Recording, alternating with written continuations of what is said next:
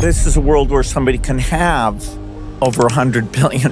What is that? These fortunes are almost illegitimate unless in a very smart way given back. One of the biggest names in business, tech, and philanthropy. Exploring and investing in innovative solutions to some of the world's toughest problems. Bill Gates. Means the world. Phil, we end every episode with a final five. Okay. These questions have to be answered in one word to one sentence maximum. So Bill Gates, these are your final five. The first question is, what is the best advice you've ever heard or received? Finding what you really enjoy doing, and hopefully there's some job that has that, as opposed to, what jobs pay well or other people push you to. If you're doing something you really enjoy, that's hard to beat. And you found that early. I was super lucky on that. Computers were there right when I needed them. Second question, what is the worst advice you've ever heard or received? People will tell you not to take risks, and it's very well-intentioned. But there are contexts, when you're young, like people say, okay, it must have been scary to drop out. Not really. I mean, I could have gone back. There's no flesh wounds involved in failure. So failure's, probably a better teacher and more of an okay thing. And I think this whole safety thing, physical safety, emotional safety, in many cases that we've gone too far. Yeah. Did dropping out at that time feel like a big risk? No, it didn't. Not even. The first time I felt it was when I was hiring people who moved their family and they had kids. And I was like, if I can't pay this guy his check, this is rude. He's got a real problem. And I'm kind of implicitly promising him I've got this thing figured out. So that scared me. Yeah. There's a scene in The Social Network where you're on stage and Mark Zuckerberg's in the auditorium, and then they leave and they say, the speaker just said the next Bill Gates could be sitting in this room, and then Mark goes, that is Bill Gates. Is that true? That is absolutely true. Mark and I have laughed about that a lot, that our experience at Harvard, dropping out of Harvard, telling people that, hey, we saw something other people didn't see. Very, very similar. Question number 3, what would you say is the most important problem the smartest people on the planet should be solving right now? There's many candidates, making sure we don't use nuclear weapons, avoid bioterrorism, climate change, caring for the poorest, which we're kind of losing that. But I would say shaping AI has, for me, risen to the top of that list. We need to do all those. We can't just skip,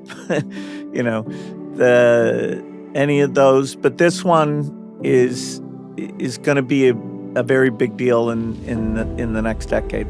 And what would be your advice to the biggest business leaders in the world in regard to that? Well, I don't think you can count on them. Their competitive framework is to go full speed.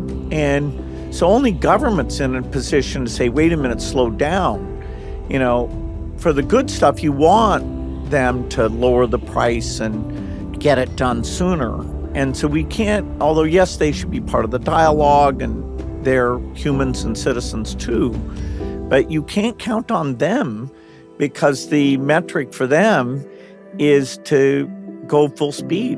Question number 4, what is your favorite mental health habit? It's a very big deal for me to get time reading and thinking by myself, whether it's on a walk or going driving. When I was CEO of Microsoft, I took 2 full weeks, think weeks, one every 6 months, where I would just go off by myself and think, okay, is Microsoft on track? What are the trends? Towards the end, I'd write a memo, which actually was kind of valuable as we navigated the twists and turns, like when the internet comes along or, software's not reliable enough.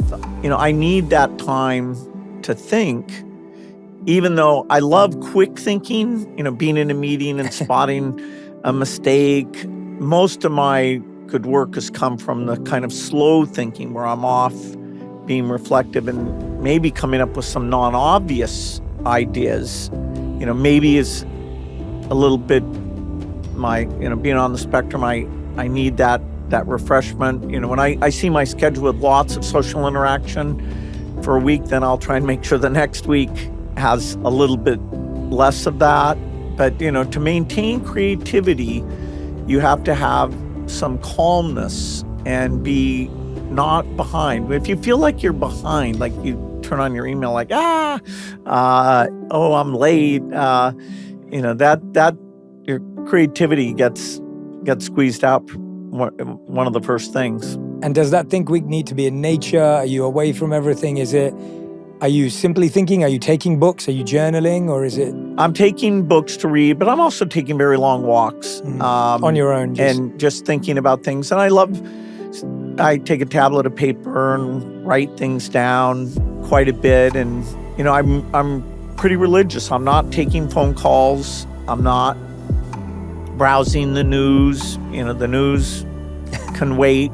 I'm off by myself 24 hours that whole time. Somebody can stick some food in. But then, that's kind of extreme. There's people like Harari who meditate kind of an unbelievable amount. I almost envy him. I don't think I would go that far, but we should be more in his direction than we are. Yeah, absolutely. And what's the book you've gifted most, actually? I'm intrigued because you're such a big reader. You recommend so many great books. What's the book you've gifted to people close to you the most? There's a Steven Pinker book called Better Angels of Our Nature that talks about, even though in the short run we see how tough things are, if we zoom out a little bit and say, okay, 200 years ago, to be a woman, to be gay, 30% of children die, lifespan is less than 50 years.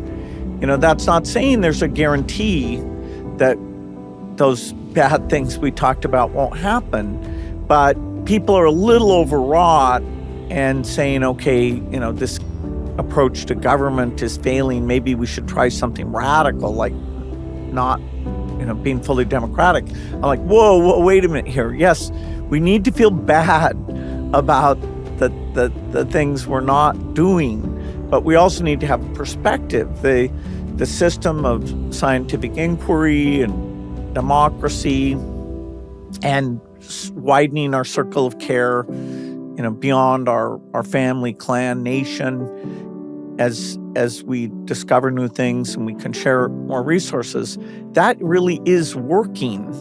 It sounds naive to say that, but the books that really go through that, I find, guide how I think about the world.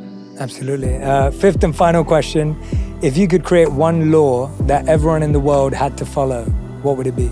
Well, if you look at all these religious texts, I'd say the thing they all eventually come back to is the golden rule, which is to treat people how you would like to be treated. Say that you're about to be born and you don't know if you're going to be born a woman or in Africa. This is a thing that Warren Buffett taught me.